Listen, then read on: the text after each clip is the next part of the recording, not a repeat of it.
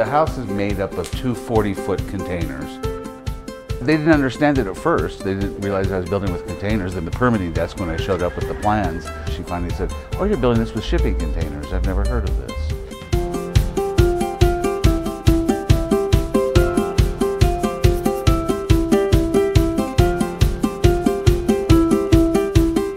My name is Jeffrey White, and I'm the director of the Serra House Utah, part of Crossroads Urban Center.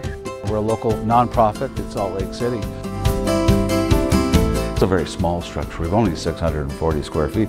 A lot of people are saying, I'd rather live in something smaller. Biggest is not the best thing. I don't need all of this space. I'd rather have something small. Henry David Thoreau and Walden Spawn, it's still a much besought, place for writers to visit, and look what he did in that small space. This is an affordable home. We wanted to keep it on the affordable or level scale.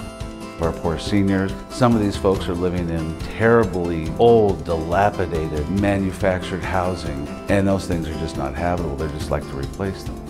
Everybody sees these shipping containers and they know how much they cost, and they're saying, geez, can we do that?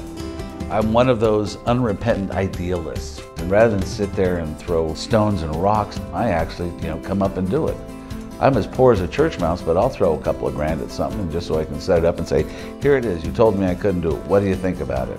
We turned in we think, a beautiful project. People are asking immediately, going, where can I buy this? How can I buy this? How can I get this?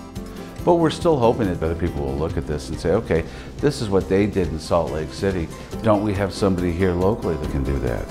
And I'll spend Saturdays, usually 3.5 hours talking with people all throughout the world, asking me questions, how I did it, how they can introduce something like this in their community. And they'll know that there's somebody out there that's willing to listen to what some people would refer to as a crazy ass idea.